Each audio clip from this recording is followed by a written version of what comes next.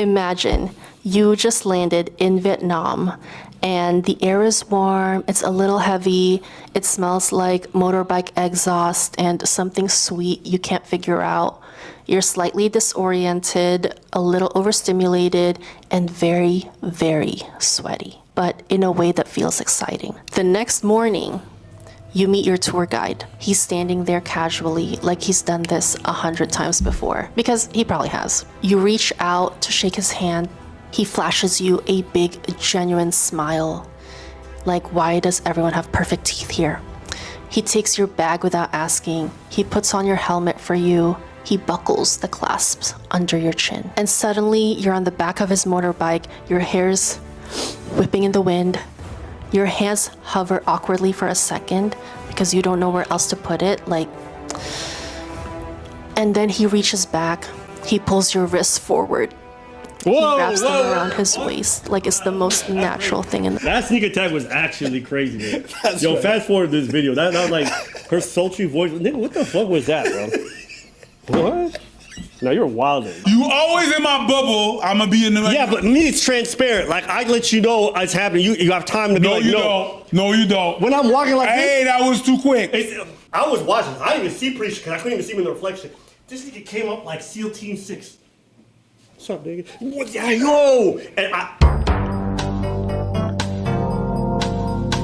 And then your 4 days are up, and you're left wondering, what the just happened? Hey, bestie. And okay. Like, why are you falling in love with your tour guide? A tour guide, as much as we all know, this is someone who's supposed to help you explore the country and just show you around the place. And obviously, they're going to treat you nice because this is a person that you paid to actually show you. Most of the time people go get a tour guide so that they can have less headache and also to help them in terms of communication, especially when there's like a communication gap, because we find that some countries they don't speak English or they speak little to no English. So this is going to be very interesting just to see that someone fell in love with their tour guide. This is something new. This is definitely out of the ordinary from what passport bros usually do. They usually go there and actually stay in those countries and actually look for someone to fall in love with, not their tour guide. But hey man, who am I? Let's see. Okay, the term love as it is used here is kind of debatable because I fear that the girlies are not falling in love on vacation. I fear that the girlies are starved for kind, competent, and caring men, that they mistake a man just doing his job as love. I didn't realize just how common falling in love with your tour guide was until I started digging into it. Specifically on TikTok, women are warning other women against being too close with their easy riders on the Ha Giang Loop or their surf instructors in Siargao. To me, it tracks. It's always been like that. Even before the TikTok and stuff, like people who are going on these adventures or travel trips are going there for an adventure. They're going there for excitement, a change of pace. And obviously it's a foreign environment. You're going to form a bond with the person who's showing you around and just keeping you safe and also showing you new places. They become instantly more attractive. And so a lot of these people who are traveling are going through that same experience. We've known about sex tourism in the Caribbean for how long? Women go there because, one, the reason why he's more caring. Women go there. It's only men. No, some men in Cuba who disagree and are waiting for citizenship. Why are the girlies falling in love on vacation? Well, it's all about the fantasy. What makes these tour guides so appealing isn't just that they're attractive. They tend to be attractive because they live these active lifestyles, but it is also that for a brief moment that you're with them, they seem to embody a script of masculinity that many of these women from all these different places have felt are becoming increasingly rare. So these tour guides. Can you believe these men are making effort? It's called being poor and having a lot of time. Or also having a job. Or your job is... Yeah, for me, I think it's all about having a job. Obviously, if it's my job to actually make you happy and make you feel happy and know that I'm actually doing my job, or whether I want a tip, I'm gonna do the best that I can. Especially everyone who has actually worked on corporate, you know that you have to be nice to your client, you have to communicate well, you have to smile to your client. And if there's jokes that are being made, or you want to make jokes, you have to be like that. Like, you have to be someone who's as nice as possible. Like, the way that you behave when you're outside of the workplace and the way that you behave when you're at home, it's never gonna be the same. Because whether you are moody or you're not moody, you're not feeling good on that day, you can't show it because you're in the workplace, especially where you have to interact with clients. So I think these people, they have to behave this way so that you can actually, when you go back and when you tell other people, whether it's a kind of travel agency, to say that, okay, no guys, you have to use this type of travel agency because they treated me so well. So it's also all about the review and also how you're gonna present them to the next person. So obviously these guys are gonna be as nice to you as possible, and it doesn't mean that they are actually attracted to you or you should fall in love with them. I think that if that's something that's actually happening, I think it reflects more to yourself in terms of maybe you're actually lacking physical intimacy, not meaning being intimate in the bed, but that physical touch of someone, and also someone treating you. Maybe you need to be more out there, even in the country that you're from, so that we can actually experience this type of feeling and how people treat you instead of in terms of guys, because there are nice guys out there who would actually treat you well. Like, also common to what people are always saying, that guys are not nice. Nice guys are there who are actually gonna treat a lady well, which I think most of these ladies were actually experiencing this type of feeling when they go to these countries. That's the type of thing that they're actually lacking. There was one lady, I remember this story. She was like paying this guy. She was sending him $200 every month. She only visits him once a year. That was paying for him and his whole family to be able to eat every month. So him being a male gigolo was like taking care of all the, and he was eating good. And then she found out he had multiple girlfriends who were sending him $200 a month. Of course. So I was like, yeah, of course he's going to seem masculine. You know about when you go to Jamaica, when they talk about Cabana boys, Yeah. they don't like that. They don't like that. This is frowned upon. You know why? Yeah. Because Yahoo, he's a hoe. Instead of the other way around, they make the plans and carry out those plans. They're very chalant and they're always fully engaged in the moment. And that seems like a fantasy, right? Like in the West, like in the US, that seems like a fantasy for a lot of women. But it's a reality when you go on these tours with these tour guides. And there's also something undeniably attractive and sexy about competence. And I know that it's so sad. I just can't stop laughing because it's like, so I hired somebody and they showed up. So I paid this guy to show me around, and he showed me around, and he's there the whole time. Oh my God! Like, I don't see that in the States. What I found crazy about that is that you're going somewhere to have a tour guide, and you're talking about the parallel of the dating world where you're from.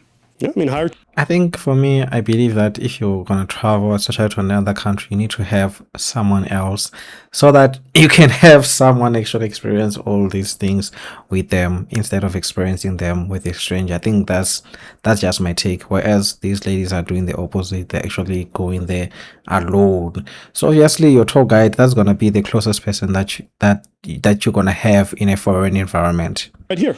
Them not the same thing, my girl. The dating scene in America is crazy, but the tour guide is just working. I mean, this is just passport bros. It's the same thing. It's the same rhetoric. Never. Same rhetoric. Never. They go, oh, I'm going to No, fucking. no. You know, the reason No, why I it's not. love Colombian women, It's fucking not. ass and titties, It's is not. that they're so feminine and they take care of you and they cook you, you know what I mean? I disagree. And No, I disagree because the guys are going there for that purpose. The women, they go there and they fall in love. It's two different things, man. It's different because the purpose of the guy is to go there and fall in love. The girls, they just want to explore things and then they happen to fall in love. passport bros will say that they're like going there to find love or find a wife and find someone who's not like their American counterparts who are like lazy and don't make any effort. And like, what did she say? She said, oh, these guys are chalant, you know, nonchalant. And these guys make an effort and they're present. It's the exact same verbiage as passport bros. When you see a man doing the very same things that you yourself are capable of. And like I said, it's kind of sad that a lot of women are seeing that a lot of women are experiencing that. Like, that is so sad. Like, why are we in a famine of competent men? There's a reason why a lot of these locations are all the same. It's because women have seen the other videos of girls going there and getting with the dudes, and they know what they're going there for.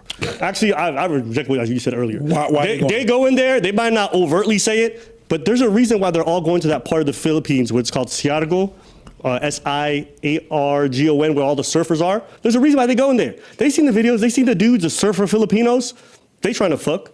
Man, there was one TikTok girl who was like, oh my God, how do you travel as a broke girl? It was just her doing highlights of videos of her with other dudes who are like paying for her boat rides. It's like, and you know what killed me?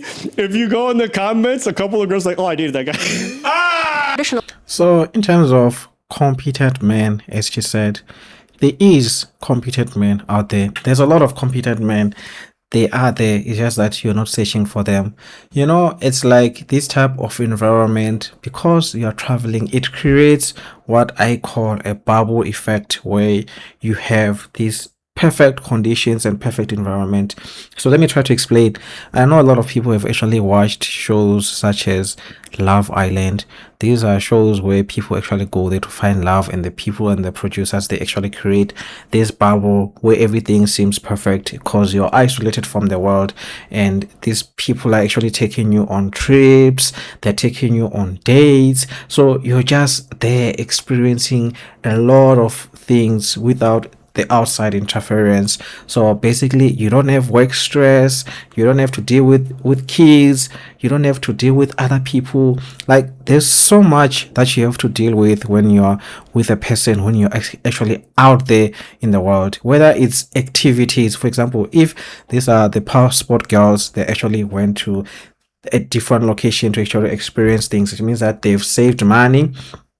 They know that these are the kind of activities that you want to do on Monday until maybe Friday. I have this type of activities. I have a boat cruise. I have whatever. So which means that on these 5 days, I'm not going to be experiencing anything. I don't have any work stress. So I'm just relaxed. And obviously, because you're experiencing these things with someone else, it means that obviously you're gonna feel appreciated. But falling in love, for me, it's a different stretch. Whereas if you're dating someone outside of that whole bubble, now you are in the world. You know, you can't just do activities Monday to Friday. You need to save money. There's bills that needs to be paid, there's work that needs to be done, there's dishes that needs to be done, there's a lot of things that needs to be done. There's like so many things that you're being bamboozled left and right. And I think that if you are dating someone and you're able to stay with them for so long while being bamboozled with all these things, and you're not living inside a bubble, I think that's someone that's actually good for you, unlike someone who's there for you just because you are experiencing these nice things like Love Island. That's why most of their relationships don't actually work out when they go out into the world, because there's so many factors which are there. Even your mindset, it changes. You know, I feel like love is that thing where you, even though you have so many things that are affecting you, but you're still able to show affection to the other person. So this thing of this lady saying that there isn't a lot of incompetent men, I have to disagree. I have to disagree with that. abroad in search of a partner or love, there's usually a very clear ideology attached to that. They complain about Western women. They say women back home are too independent, too educated, too feminist, too difficult. They are looking for what they imagine are better women. This script, so I wanted to address this point that the women finding love outside of the West, going to Vietnam, to the Philippines, to Siargao, like, All right, so what do you It's- think? not the same as the PB&J bros, because the women, they're not usually booking their flights and saying that, like, I'm gonna go abroad and find better men, because these men back home ain't it. Like, they're not making think pieces about how American men have failed them, and therefore they need to go outside of America to find a man. So these women are not building an ideology around it the same overt way that men often do. It's not eat, pray, love. It's, it comes, eat dick and whatever, roam. I think she's extremely biased about what she's doing. At some point in the video, you probably missed it, but she's saying, I'm out for, she says it a couple of times. She says, I'm for the girlies. I'm always going to be for the girlies. So it's kind of like she purposely defends her girls no matter what. Mm-hmm. But yes, it is the same thing. There's some women that do, there's some men that do that, definitely. There's some women that do that. There's a lot of things that we both do, men and women. It's just slightly different, so sometimes you miss it. There's some passport bros, there's some eat, pray, love girls. Same shit. Ladies, there's a way that you depict some nasty shit that y'all do, and you depict what? Now you asked me to do this shit. I'm doing this shit. You depict some nasty ass shit that you do. And it's all right that you do it. And I understand why you do that. But you depict it in a way that it makes you good, all good. Yeah, I think I'm gonna go right here and end this video. I think in terms of my side, especially when you know that this is someone who's actually doing work, like the guys who are actually helping you and showing you around, that person is actually working. I think also if you are ladies, you also need to have some certain level of professionalism and know that this is someone that potentially I have employed to help me, because I'm actually paying towards this kind of service that they're actually giving me. And if the service is good, perfect. If they're treating you well, perfect. But it doesn't mean that you have to fall in love with them. Just consider them as someone who's helping a client. Like, they help in a month, maybe they help so many ladies, and you're not even the first lady that they're actually helping. And you can't expect them to actually fall in love with you. And I believe that you should also do the same. I think that's kind of inappropriate behavior in terms of my eyes, which is different from what Passport Bros are doing. I don't care about Passport Bro, what they do. For me, it doesn't matter. But I just think that the ladies, the way that they are actually handling in terms of falling in love, and really, if they really feel like there's a competent man in wherever where they come from, maybe they should just go to those countries with the intent of actually finding a competent man instead of actually falling in love with your tour guide. And yeah, I think that's my take in terms of this video, and thank you so much for watching. I'll see you same time, same place. Bye.